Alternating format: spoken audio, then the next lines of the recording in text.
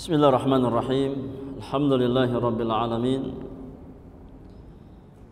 Wassalatu wassalamu ala asyrafil mursalin nabiyyina Muhammadin wa alihi wa sahbihi ajma'in wa man tabi'ahum bi ihsanin ila yaumiddin wa sallama tasliman katsira amma ba'd. Ikhwani wa akhwati fillah, jazakumullah. Kita lanjutkan sesi yang kedua dari pembacaan kitab Umdatul Ahkam karya Imam Al-Hafidh Abdul Ghani Al-Maqdisi rahmatullahi ta'ala alaih rahmatan wasi'ah. Kita masuk bab tentang shaf salat, ya, atau barisan di dalam salat berjamaah. Ya, shaf di dalam salat berjamaah. Hadis yang pertama yang beliau bawakan dalam masalah ini itu hadis Anas bin Malik radhiyallahu taala anhu wa ardhah.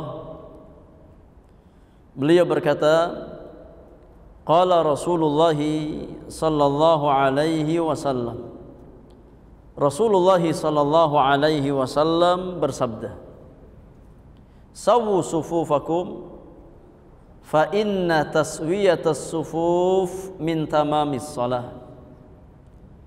Kata Nabi yang mulia, luruskan saf kalian. Luruskan barisan-barisan kalian. Yakni di dalam salat berjamaah. Luruskan barisan kalian. Luruskan saf kalian. Karena sesungguhnya lurusnya shaf itu termasuk dari kesempurnaan salat kalian.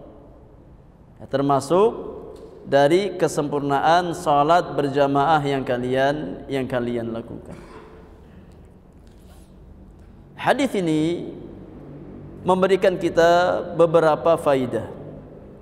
Faidah yang pertama dari hadis Anas bin Malik. Hadis ini menjelaskan, ya, disyariatkannya meluruskan shaf bagi kaum muslimin yang mengerjakan salat berjamaah. Dan ini ijma' para ulama.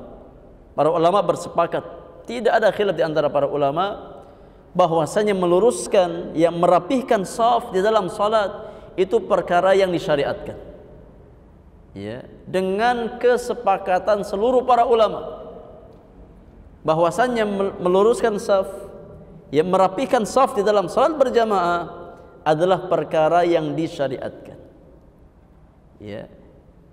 Meskipun para ulama berbeda pendapat tentang status hukum fikihnya, ya, tentang status hukum fikihnya. Sebagian ulama mengatakan hukumnya wajib. Hukumnya wajib.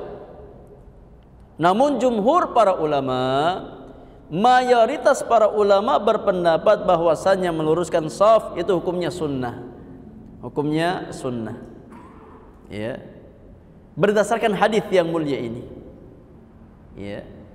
Di mana Nabi sallallahu alaihi wasallam, ya, mengabarkan bahwasannya meluruskan shaf di dalam salat itu bagian dari kesempurnaan salat berjamaah.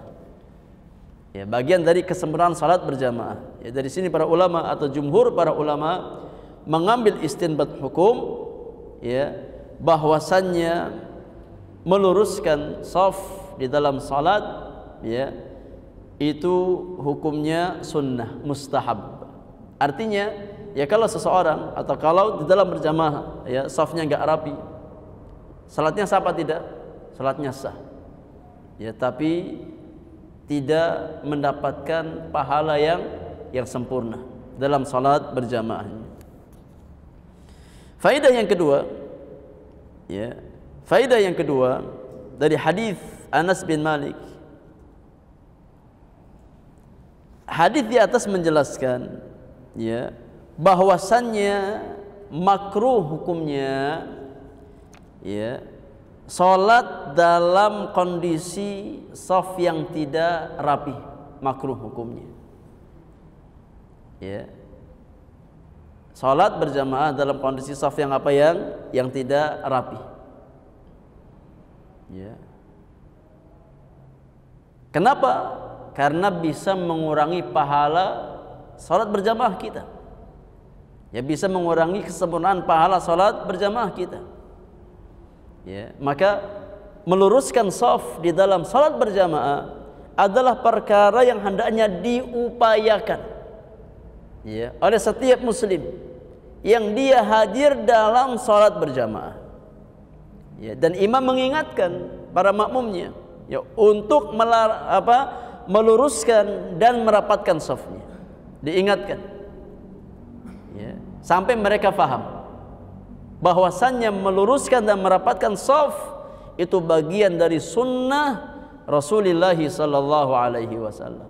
Bagian dari perkara yang diperintahkan oleh Nabi sallallahu alaihi wasallam. Diingatkan, ya, karena mungkin sebagian kaum muslimin belum paham. Ya, diingatkan untuk senantiasa meluruskan dan merapatkan saf mereka. Itu bagian dari sunnah Nabi yang mulia alaihi salatu wasallam. Faedah yang ketiga dari hadis Anas bin Malik, ya, hadis ini menjelaskan kepada kita tentang fadilah salat berjamaah, ya, keutamaan salat berjamaah. Kenapa? Karena tidak mungkin kita mendapatkan pahala meluruskan saf kecuali salatnya apa? Berjamaah. Ya, kalau kita salat sendirian nggak mungkin dapat keutamaan meluruskan saf. Ya. Keutamaan pahala taswiyatus sufuf, meluruskan saf, itu didapatkan tatkala kita salat berjamaah. Ya. Dan ini hukum asalnya bagi kaum laki-laki. Ya, hukum asal bagi kaum laki-laki adalah salat di masjid berjamaah bersama kaum muslimin. Ya, karena itu yang terbaik bagi kaum laki-laki. Ya. Mengerjakan salat berjamaah bersama kaum muslimin di rumah-rumah Allah Subhanahu wa taala. Sebagaimana sabda Rasulullah sallallahu alaihi wasallam, ya, salatul jama'ati tafdhulu min salatil fadhi bi 27 darajah. Ya, salat berjamaah lebih utama, lebih afdal daripada salat sendirian, ya, sebanyak 27 derajat. Dan di antara keutamaan salat berjamaah, ya, bahwasannya orang yang ikut salat berjamaah dia mendapatkan, ya, fadilah meluruskan shaf yang tidak didapatkan oleh orang yang salatnya sendirian. Ya. Kemudian faedah yang keempat yang bisa kita ambil juga dari hadis Anas bin Malik, hadis di atas, ya, memberikan, ya, faedah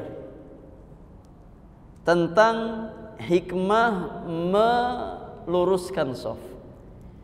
Sebagian para ulama menjelaskan hikmah, ya, kenapa kita diperintahkan untuk meluruskan shaf dalam salat kita. Ya. Di antara hikmahnya kata para ulama agar shaf kaum muslimin di dalam salat itu menyerupai shafnya malaikat di sisi Allah Subhanahu wa taala. Ya, agar shaf barisan kaum muslimin di dalam salat-salat mereka menyerupai, ya, barisnya para malaikat di sisi Allah Subhanahu wa taala. Sebagaimana hadis Jabir bin Abdullah yang dikeluarkan Imam Muslim, Jabir berkata, "Kharaja alaina Rasulullah sallallahu alaihi wasallam." Ya, pernah suatu saat Nabi keluar untuk mengimami salat, ya, kami para sahabat. Faqala, maka Nabi kemudian bersabda, "Ala tasuffuna kama tasufful malaika 'inda rabbiha." Ya, hendaknya kalian berbaris, ya, dengan rapi sebagaimana barisnya malaikat di sisi Rabb mereka, di sisi Allah Subhanahu wa taala. Ya. Kata para sahabat, "Ya Rasulullah, kaifa tasufful malaika 'inda rabbiha?" bagaimana barisnya malaikat di sisi Rabbnya, bagaimana barisnya malaikat di sisi Allah Subhanahu wa taala. Kata Nabi yang mulia, yutimuna as-sufufal awwal wa yatarasawna fis saffi. Barisnya para malaikat yang mereka menyempurnakan saf-saf yang paling depan, kemudian saf yang setelahnya, dan mereka berbaris dengan sangat rapat dan sangat rapi. Itu barisnya malaikat. Kata para ulama, ya di antara hikmah kenapa kita diperintahkan untuk meluruskan dan merapatkan saf di dalam salat kita, agar barisnya kita, ya, barisnya kaum muslimin di dalam salat-salat mereka itu menyerupai malaikat-malaikat Allah tatkala mereka berbaris di hadapan Allah Subhanahu wa taala, ya, di sisi Allah Subhanahu wa taala. Taib, hadis yang kedua yang penulis bawakan di bab tentang masalah saf salat berjamaah, Al-Imam membawakan hadis Nu'man bin Bashir radhiyallahu anhu. Beliau berkata, sami'tu Rasulullah sallallahu alaihi wasallam yaqul, aku pernah mendengar Rasulullah sallallahu alaihi wasallam bersabda, la tusawwunna sufufakum aw la yukhalifannallahu baina wujuhikum. Imma kalian meluruskan saf-saf salat kalian, ya, yakni luruskan barisan-barisan kalian di dalam salat. Aw la yukhalifannallahu baina wujuhikum. Kalau tidak, Allah akan jadikan wajah-wajah kalian berselisih. Ya. Yakni Allah akan jadikan hati-hati kalian berselisih satu sama lain. Kalau kalian tidak meluruskan saf-saf kalian di dalam salat, maka Allah akan jadikan hati-hati kalian berselisih. Ya. Hadis yang muttafaqun alaih dikeluarkan oleh Al-Imam Al-Bukhari dan Muslim. Wali Muslim, dalam lafaz Imam Muslim disebutkan, kana Rasulullah sallallahu alaihi wasallam yusawwi sufufana hatta ka'annama yusawwi bihal qidah. Kata Nu'man bin Bashir, dahulu Rasulullah sallallahu alaihi wasallam beliau berusaha untuk meluruskan saf-saf kami para sahabat. Ya, berusaha meluruskan saf-saf para sahabat dalam salat-salat mereka. Ya, seolah-olah Nabi meluruskan anak panah, ya, satu sama lainnya, ya, yakni rata. Enggak beda satu sama lain, lurus. Ya. Hatta ra'a an qad aqalna anhu, sampai Nabi, ya, merasa kita sudah faham tentang pentingnya berbaris dengan lurus dan rapi di dalam salat. Tsumma kharaja yauman, kemudian satu hari Nabi keluar hendak mengimami, ya, para sahabat. Faqama hatta kada an yukabbir, maka Nabi sudah berdiri di posisi imam, ya, bahkan sampai beliau hampir bertakbir, sudah siap untuk bertakbir. Ini takbiratul ihram. Fara'a rajulan badiyan sadrahu, kemudian tampak di belakang Nabi ada seorang laki-laki yang posisinya lebih maju daripada yang lain, dadanya lebih maju dari yang lain. Ya, Nabi sudah hampir takbir, kemudian Nabi batalkan karena Nabi melihat di belakang beliau ada seorang laki-laki yang posisinya beda dari yang lain, lebih maju dari yang lain. Faqala, maka Nabi SAW bersabda, ibadallah, wahai hamba-hamba Allah, la tusawwunna sufufakum aw la yukhalifannallahu baina wujuhikum. Imma kalian luruskan saf-saf kalian, kalau tidak Allah akan jadikan hati-hati kalian berselisih. Ya. Nabi ingatkan lagi, ya, tatkala ada sebagian jamaah yang enggak rapi safnya, lebih maju dari yang lain, Nabi ingatkan, ibadallah, wahai hamba-hamba Allah, la tusawwunna sufufakum, hendaknya kalian luruskan saf-saf kalian rata, jangan ada yang maju mundur. Ya. Kalau tidak, Allah akan jadikan hati kalian berselisih. Ya, kita ambil faidah dari hadis Nu'man bin Bashir radhiyallahu anhu wa ardhah. Faidah yang pertama, zahir hadis di atas ya, menjelaskan bahwasannya meluruskan shaf itu hukumnya wajib. Dari zahir di atas, zahir hadis di atas, hadis Nu'man bin Bashir, ya, menjelaskan bahwasannya meluruskan shaf itu hukumnya wajib. Karena Nabi mengancam orang yang tidak meluruskan shafnya. Ya. Namun kewajiban meluruskan shaf pada zahir hadis di atas dipalingkan oleh hadis yang lain, yaitu hadis yang kita baca pada hadis yang pertama dari hadis Anas bin Malik. Ya, inilah yang mewalingkan kewajiban dari status hukum fikih meluruskan shaf dari wajib menjadi apa? Mustahab atau sunnah. Ya, kalau tidak ada hadis Anas yang menjelaskan bahwasannya meluruskan shaf bagian dari kesempurnaan salat, kita katakan wajib hukumnya. Ya, tapi karena ada hadis Anas bin Malik, maka status hukum fikih meluruskan shaf, ya, itu hukumnya mustahab, hukumnya sunnah.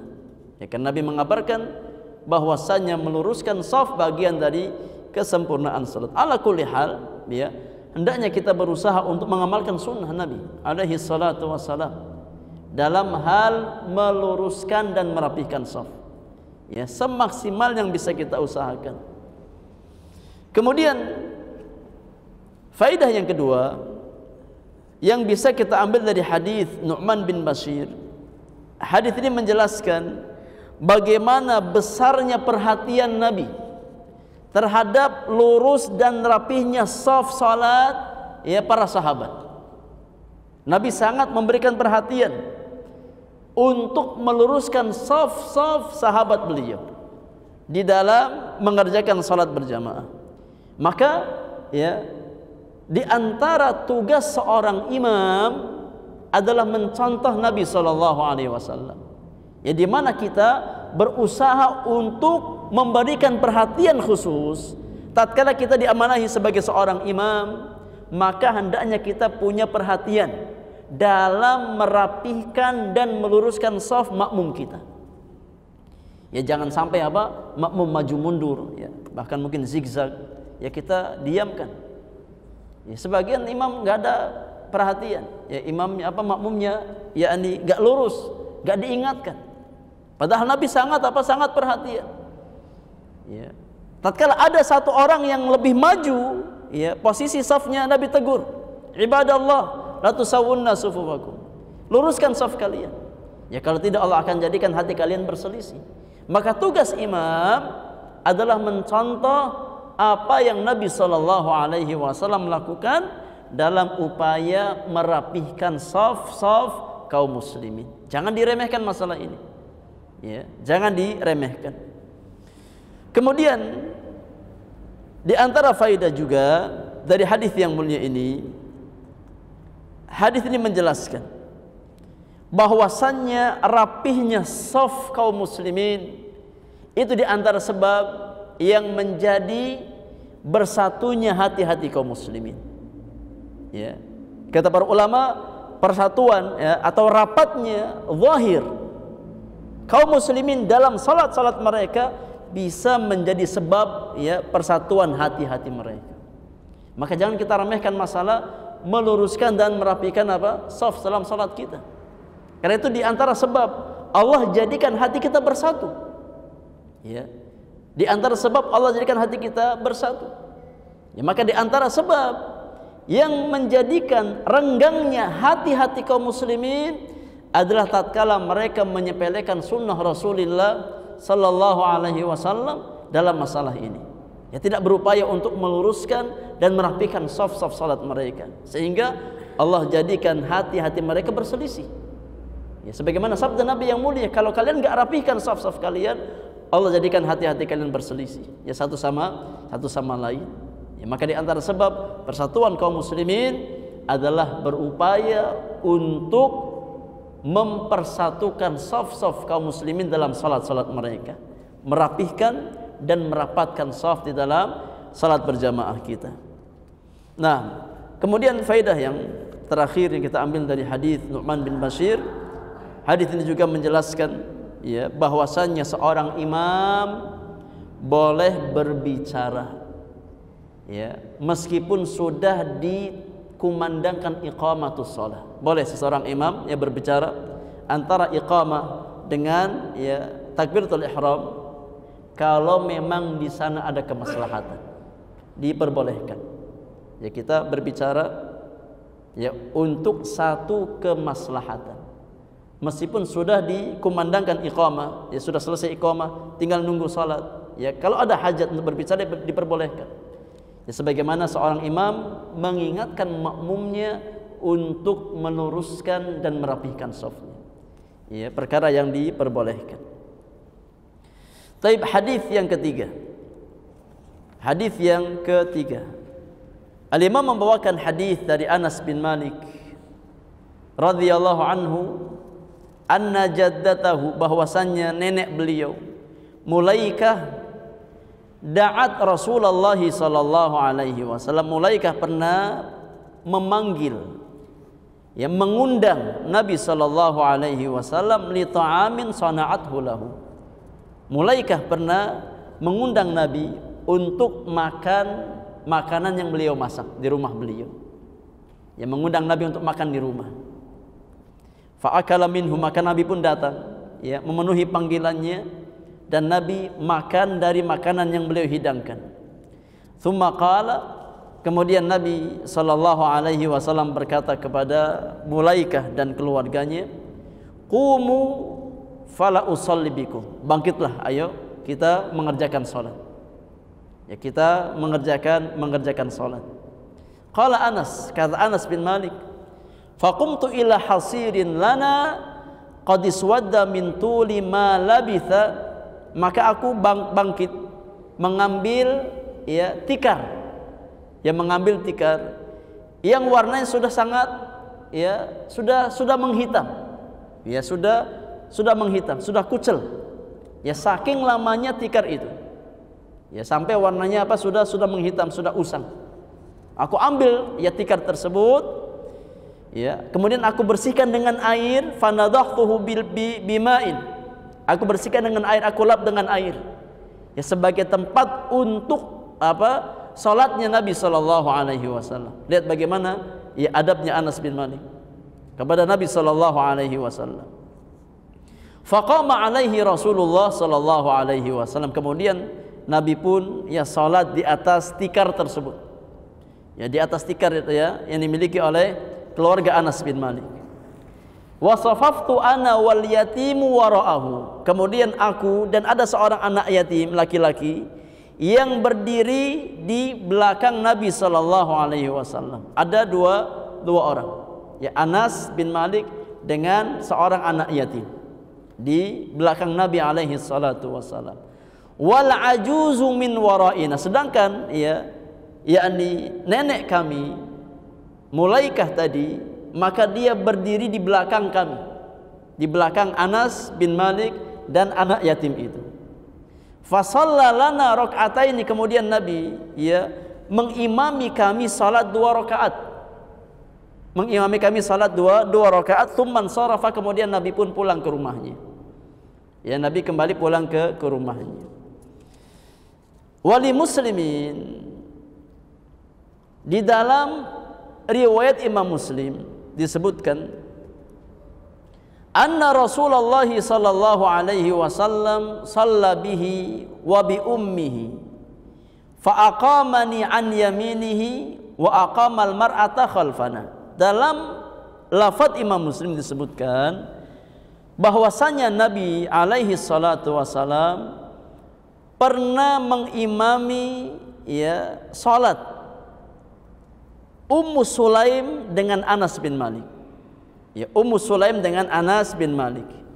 Maka Nabi memposisikan Anas di sebelah kanan beliau dan memposisikan, ya, ibunda Anas di belakang mereka.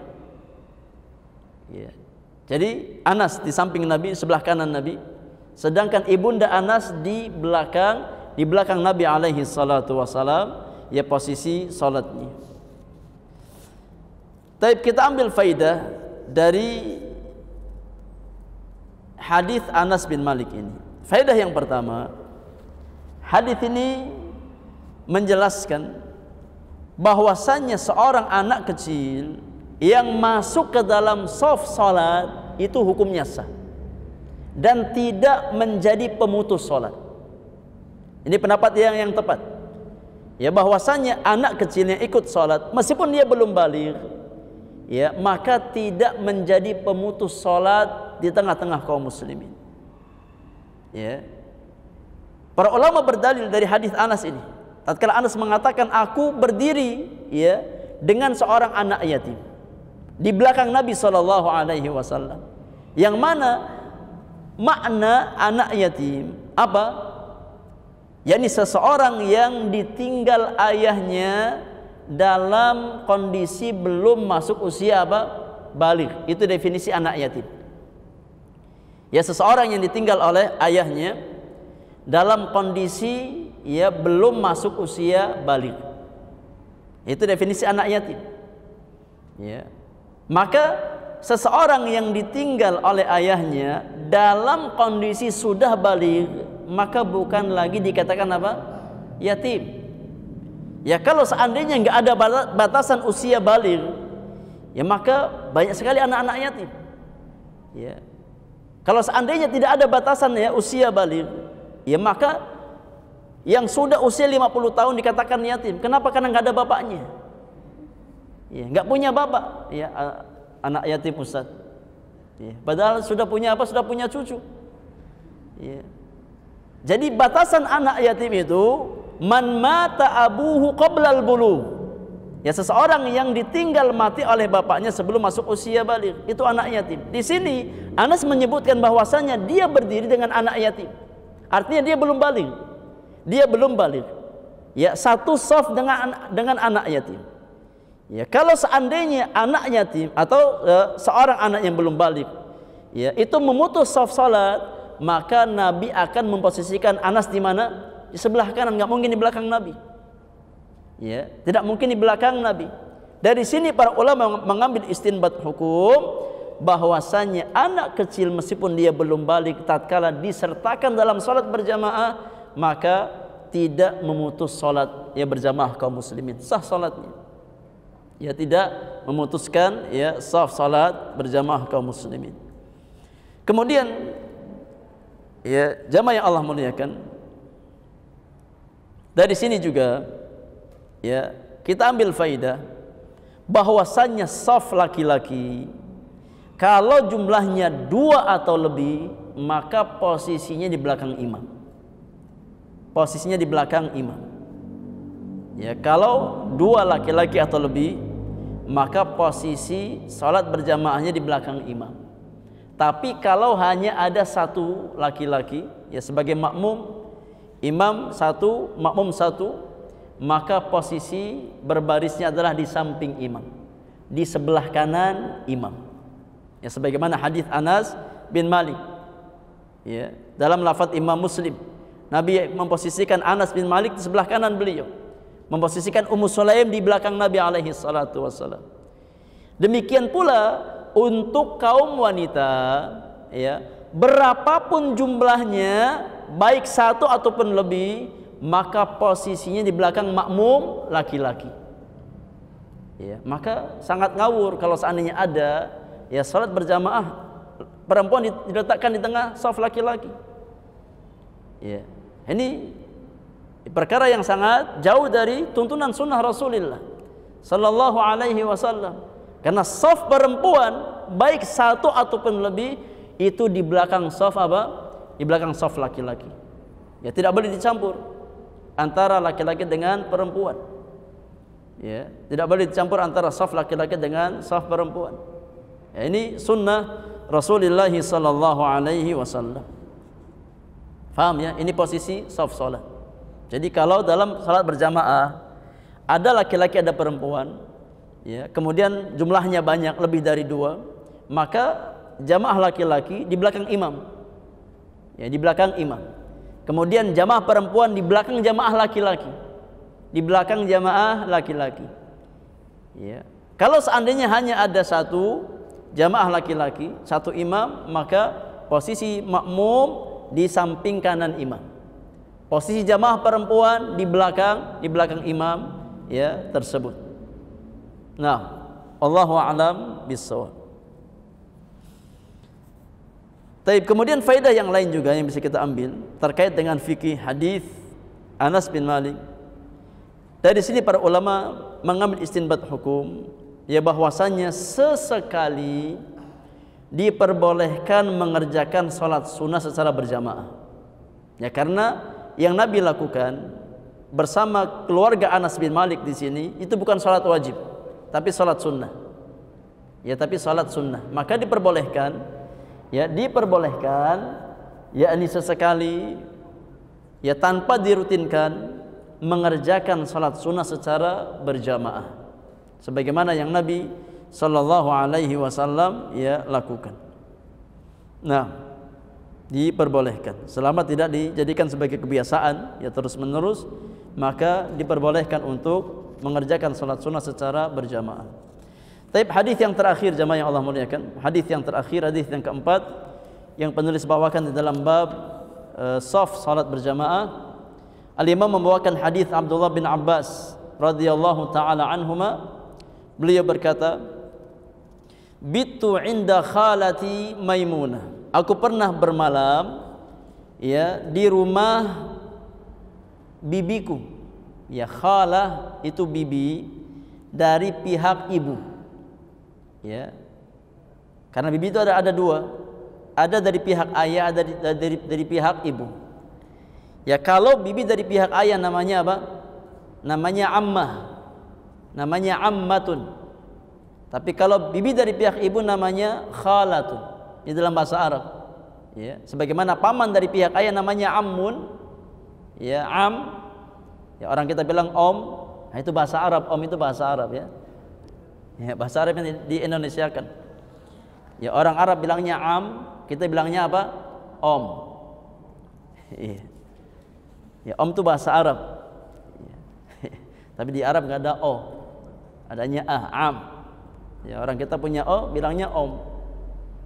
Ya, jadi kalau paman dari pihak ayah namanya am, bibi dari pihak ayah namanya ammah.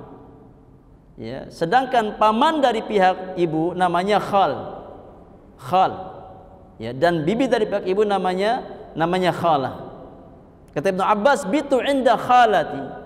Aku pernah bermalam ya di rumah bibiku Maimunah radhiyallahu anha, istri Nabi alaihi salatu wassalam. Faqama an-nabiyyu sallallahu alaihi wasallam yusalli minal lail. Maka di malam hari Nabi bangun untuk mengerjakan salat tahajud qiyamul lail. Faqumtu an yasarihi. Maka tatkala Nabi salat, aku ikut salat bersama Nabi. Ya. Dan pertama kali aku berdiri, kata Ibnu Abbas, aku berdiri di sebelah kiri Nabi. Ya, ikut salat bermakmum bersama Nabi, tapi tatkala awal berdiri salah posisi. Ya, berdiri di sebelah kiri Nabi. Fa akhadha bi ra'si. Kemudian Nabi mengambil kepalaku. Ya, fa aqamani an yaminihi. Kemudian Nabi geser aku, ya, sehingga aku memposisikan diri di sebelah kanan Nabi. Ya, digeser oleh Nabi alaihi salatu wasalam, ya, sehingga Ibnu Abbas diposisikan di sebelah kanan oleh Nabi alaihi salatu wasalam. Iya, kita ambil faidah dari hadis ini. Hadis ini menjadi takkid, ya, penguat dari hadis Anas bin Malik, atau ya hadis Anas yang sebelumnya, hadis yang ketiga, di mana ya diperbolehkan seseorang mengerjakan salat sunnah ya secara berjamaah, ya, selama tidak dilakukan secara terus menerus. Kalau sesekali maka diperbolehkan. Demikian pula menjadi penguat dari hadis Anas yang menjelaskan bahwasannya shaf, ya, jamaah laki-laki kalau hanya satu orang maka posisinya di sebelah mana? Di sebelah kanan imam. Ya, di sebelah kanan imam. Ya, di mana Nabi alaihi salatu wasallam tatkala ada Ibnu Abbas salat, ya, bermakmum bersama beliau, yang awalnya di sebelah kiri, Nabi geser ke sebelah kanan. Ini menunjukkan bahwasanya shaf salat berjamaah, ya, kalau makmumnya hanya ada satu orang, maka posisinya di sebelah kanan imam, sejajar dengan dengan imam, di sebelah kanan imam. Nah, di antara faedah juga yang bisa kita ambil dari hadis yang mulia ini, hadis ini menjelaskan ya bahwasannya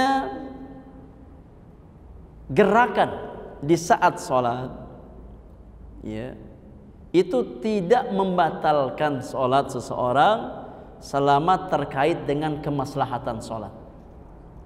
Ya, gerakan yang kita lakukan di dalam sholat meskipun di luar sholat ya, ini di luar gerakan sholat, selama untuk kemaslahatan sholat maka tidak mempengaruhi keabsahan sholat yang kita lakukan ya. Sebagaimana Nabi memindah posisi Ibnu Abbas, ada gerakan apa tidak? Ada gerakan ya, ada gerakan. Para ulama menjelaskan ya, cara Nabi menarik Ibnu Abbas, memindahkan posisi Ibnu Abbas itu seperti ini ya. Nabi ambil ya kepalanya, Nabi tarik ya, yakni dari belakang beliau, disuruh ke belakang, pindah ke kanan. Jadi gesernya ke arah belakang, bukan ke arah depan. Paham ya? Jadi awalnya dari kiri, kemudian apa disuruh ke kanan, tapi pindahnya dari belakang. Ya, dari belakang. Wallahu a'lam. Ya. Kemudian di antara faidah juga yang bisa kita ambil dari hadis Ibnu Abbas ini, hadis ini menjelaskan bahwasannya tidak disyaratkan ya dalam sholat berjamaah atau tidak disyaratkan menjadi imam ya seseorang niat jadi imam sebelum sholat ya. Tidak disyaratkan menjadi imam itu harus punya niat jadi imam sebelum sholat. Artinya di tengah sholat diperbolehkan ya, meskipun awalnya seseorang nggak ada niat untuk jadi imam, kemudian di tengah-tengah sholat ada yang makmum sama kita, boleh nggak kita jadi imam? Boleh, dan sholatnya sah. Ya sebagaimana Nabi awalnya nggak ada niat untuk sholat berjamaah, ya kemudian datang Ibnu Abbas bermakmum, maka Nabi ya seketika itu langsung menjadi imam bagi Ibnu Abbas. Maka di sini ya tatkala kita awalnya sholat munfarid, sholat sendirian, kemudian di tengah jalan ada orang yang makmum sama kita, boleh apa tidak? Boleh. Ya. Ya, dan otomatis kita merubah niat kita yang awalnya munfarid kemudian menjadi apa? Jamaah. Dan itu sah, diperbolehkan kata para ulama. Ya, tanpa harus mengulang salat dari awal. Ya, kita lanjutkan, kita ya posisi jadi imam, ya. Kita angkat suara kita ya sehingga terdengar oleh makmum kita tersebut.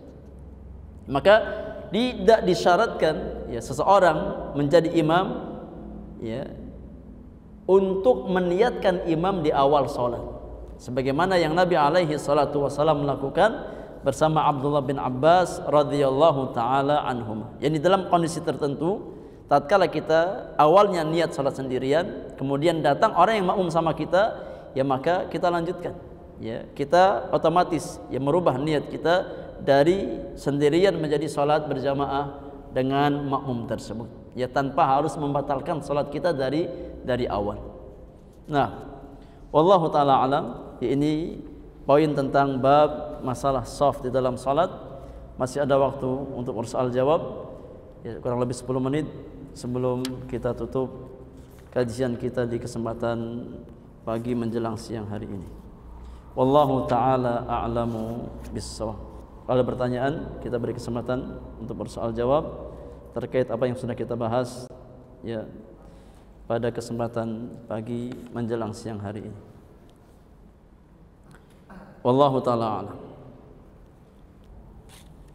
Ada pertanyaan pada pertemuan terakhir yang saya janjikan untuk saya jawab di pertemuan kali ini.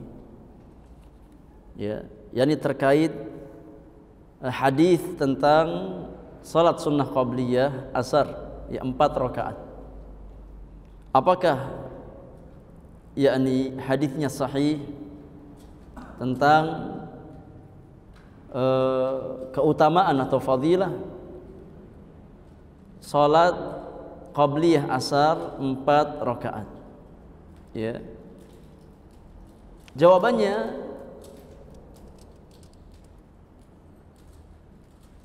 ada hadis ya dari Abdullah bin Umar radhiyallahu taala anhuma dalam masalah ini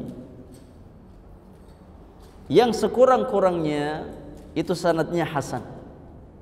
Ya, sekurang-kurangnya sanadnya hasan. Bahkan sebagian ulama mensahihkan, ya, mensahihkan. Ya, seperti Al-Imam Ahmad Syakir rahimahullahu taala, ya, dan Syekh Albani juga menghasankan hadis ini. Hadis dari Abdullah bin Umar radhiyallahu anhuma bahwasannya Rasulullah sallallahu alaihi wasallam pernah bersabda dalam hadis yang dikeluarkan oleh Abu Dawud, ya, di dalam sunannya, dan juga At-Tirmidzi di dalam sunannya, di mana Rasulullah sallallahu alaihi wasallam bersabda, kata Nabi yang mulia, rahimallahu imra'an shalla qabla al-'asri arba'an. Rahimallahu imra'an shalla qabla al-'asri arba'an. Ya, semoga Allah merahmati seseorang yang dia salat qabliyah asar 4 rakaat. Ya, salat qabliyah asar 4 rakaat. Ya, dan ini hadisnya dihasankan oleh sebagian ulama, bahkan disahihkan oleh sebagian ulama yang lainnya. Ya, maka diperbolehkan dan disunahkan bagi seseorang yang dia ingin mengerjakan, ya, salat qabliyah asar sebanyak 4 rakaat.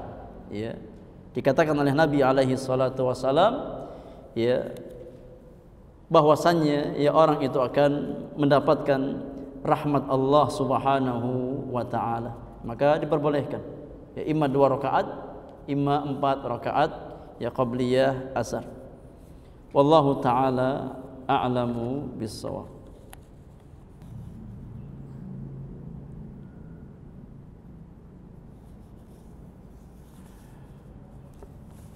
Ada pertanyaan?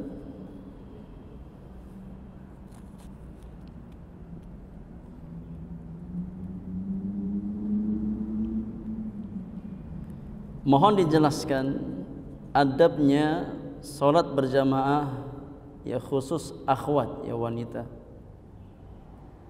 Khusus wanita.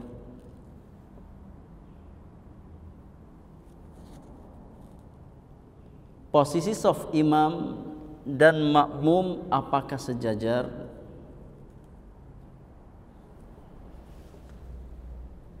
Ketika selesai salam, perlukah imam atau akhwat membalikkan badan ke arah jamaah?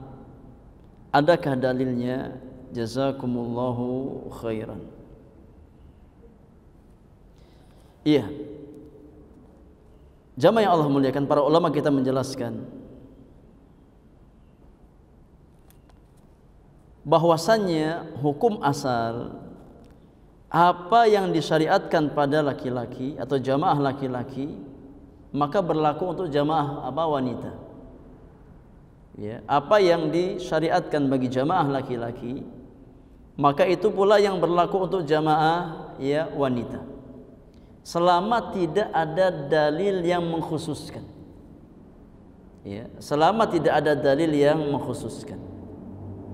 Maka penjelasan para ulama kita seperti Syekh Muhammad bin Shalih Al-Utsaimin rahimahullahu taala, beliau menjelaskan bahwasanya keumuman dalil-dalil yang berbicara tentang masalah kaifiyat salat, ya, itu sifatnya umum.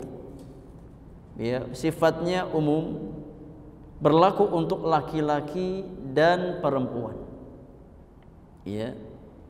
Maka sebagaimana kaifiyat yang berlaku bagi jamaah laki-laki, maka itu yang berlaku untuk jamaah, ya, kaum wanita. Tatkala mereka salat sendiri, ya, salat bersama jamaah wanita yang lainnya, ya, maka itu berlaku bagi mereka. Karena memang dalilnya bersifat umum, ya, tidak ada dalil yang mengkhususkan, ya, posisi tertentu bagi jamaah salat wanita. Ya.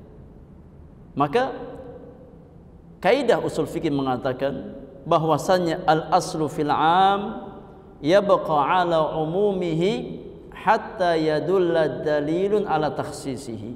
Hukum asal dalil yang bersifat umum dibawa kepada keumumannya sampai datang dalil yang mengkhususkan. Ya, sampai datang dalil yang mengkhususkan. Maka wallahu alam, ya dalam masalah ini sebagaimana shaf pada jamaah laki-laki diperintahkan rapi dan lurus, ya maka demikian pada jamaah perempuan, ya pada jamaah perempuan, ya sebagaimana pada jamaah laki-laki, ya tatkala dua orang, ya yakni salat berjamaah, satu imam satu makmum, maka demikian pula pada wanita, ya kalau jumlahnya dua seperti itu berlaku, ya kalau banyak maka berlaku sebagaimana pada jamaah laki-laki yang banyak. Ya, itu ya berdasarkan dalil-dalil umum dalam masalah ini. Ya, dan yakni hukum umum tetap berlaku pada keumumannya sampai datang dalil yang mengkhususkan. Nah, maka wallahu alam, ya dalam masalah ini, dalam masalah shaf ataupun kaifiyat salat yang lain, ya, yakni seperti imam setelah selesai salat maka disunahkan menghadap ke makmum, maka ini juga berlaku bagi jamaah perempuan. Ya selama memang tidak dikhususkan apa bagi laki-laki, maka berlaku umum baik untuk laki-laki ataupun untuk perempuan. Nah, kecuali ada dalil yang mengkhususkan, ya perempuan yang enggak boleh balik badan, ya maka kita amalkan. Tapi kalau tidak ada dalil yang mengkhususkan sifatnya, berarti berlaku dalil yang sifatnya umum. Nah, wallahu a'lam bissawab. Ini yang bisa kita bahas di kesempatan pagi sampai siang hari ini jamaah yang Allah muliakan. Mudah-mudahan ilmu yang kita pelajari Allah jadikan sebagai ilmu yang bermanfaat untuk kita semuanya. Mudah-mudahan langkah kaki kita ke tempat ini Allah jadikan sebagai wasilah yang memudahkan kita ke surga Allah Subhanahu wa taala, sebagai wasilah untuk menggugurkan dosa-dosa kita dan mengangkat derajat kita di sisi Allah Subhanahu wa taala. Apa-apa yang hak semata-mata taufik dari Allah tabaraka wa taala, sedangkan apa-apa yang salah dan yang kurang karena kesalahan dan kekurangan ilmu yang saya miliki. Wa sallallahu ala nabiyyina Muhammadin wa alihi wa sahbihi ajma'in. Wa akhiru da'wana anil hamdulillahi rabbil alamin. Subhanakallahumma wa bihamdika asyhadu an la ilaha illa anta astaghfiruka wa atubu ilaik. Assalamualaikum warahmatullahi wabarakatuh.